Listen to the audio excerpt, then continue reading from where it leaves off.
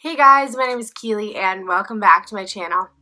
Any feeling that you're feeling during the course of heartbreak or during the course of a breakup or anything where you are separating from someone that's causing you physical pain or emotional pain or some kind of traumatic situation is perfectly okay. There's nothing wrong or unspiritual about going through feelings and heartbreak, and actually on the contrary, our feelings and our emotions are very, very beautiful in telling us what is going on in our bodies and the shifting and the energy that is happening in real time. Chemically, the same things happen in heartbreak as a child or a young adult as they do into maturity. The same chemical reactions happen in your brain and in your body. That serotonin, that feeling of bliss is present in both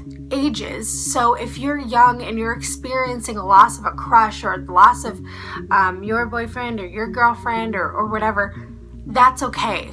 That's perfectly okay. So don't feel like what you're feeling is unnatural because you feel love for someone else. One of the main things that I want to emphasize here today is that because we are all connected and we don't necessarily have one mind and one brain, and we're more a connective kind of consciousness as living creatures, is that heartbreak and love is never one-sided. The feelings on both sides may be different, but there is always some kind of feeling that is put into either side, and that empathetically we can connect to the other person. And during heartbreak and breaking up or whatever, a lot of times we feel that other side. You can feel when your friend is mad. You can feel when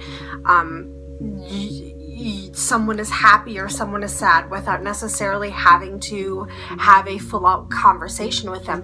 That means that we are not one mind or one body or one individual whatever, and we more so share consciousness like a web. So especially with people that we have been spending time with or have invested a lot of our energy with, we have had energetic exchanges. We essentially are holding on to some of their energy and they're doing the same for us. So a lot of times if you're feeling overwhelmed with emotion or overwhelmed with heartbreak, and say you didn't even know you felt like that about them, a lot of times you're picking up their energy, their imprint on you.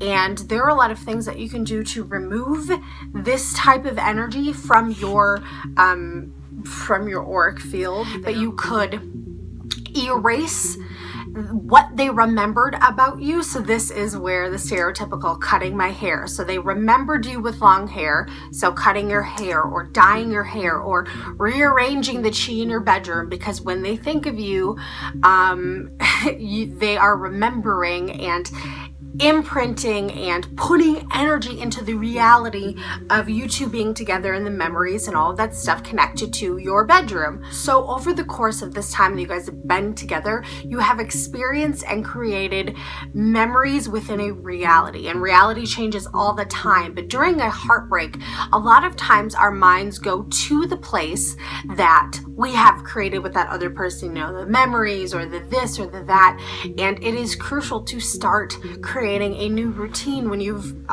broken up or been broken up with, in order to create room and create a reality in which you don't exist within one another in the same way that you did. So a huge reason why heartbreak is so hard is because it implies that we have to change. Now, we for so long have deflected change and not wanted to move forward or feeling comfortable. And this is also a reason why relationships linger for as long as they do, is because we don't know what's going to what our reality is going to change into once we have left that strong presence that has been occupying so much of our energy. So we are being forced in a drastic and time-wise, in a short period of time, to recalibrate our entire pattern of life, our entire routine. So what are you going to do on a Friday night? How are you going to eat? Who are you going to work out with? All of these things are shifting. And mind you, if a breakup happens, that means that it's the right time. However, we don't know what to do at that crossroads time where it's like, I don't know who I am without that person. I don't know what my choices are with that person. So yes, our body, mind, and spirit are all connected. So our body does, and our emotions do react to our energy kind of getting a reality check and being told, what the hell are you going to do next? If you've ever felt that physical pain in your heart area, that aching of heartbreak, and where I'm assuming the name comes from, that is absolutely correlated with the heart chakra. And that if you're not familiar, haven't watched other videos or whatever, it's an energy center in your heart area. And so the energy that that resonates with this frequency of love and perspective and compassion is all in this area. And so our minds go through a lot of things, and our emotional bodies and our physical bodies go through a lot of trauma in this process, and trauma is stored in your chakras. So when you go through this trauma, it's in your face, right? It's instantaneous when it happens.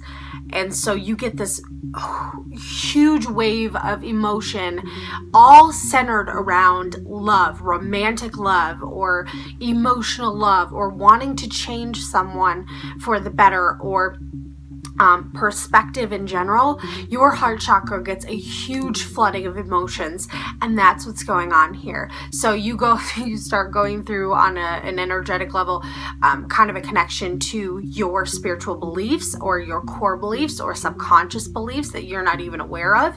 And so they kind of merge together. So what's going on right now and what has been going on in the past in this relationship have kind of merged in with your beliefs, and your heart chakra is kind of trying to figure out what it's going to keep or not. So a lot of people get into a place of revenge. So some kind of core things of betrayal come up where they feel like they need to retaliate, or nobody loves me. You see, like, I opened up my heart, nobody loves me, and a lot of those things come up. So pay attention to the thoughts that come into your mind at this point, because you have a choice whether or not to store them and to accept them as your reality, which will alter future relationships. So really, really pay attention to that.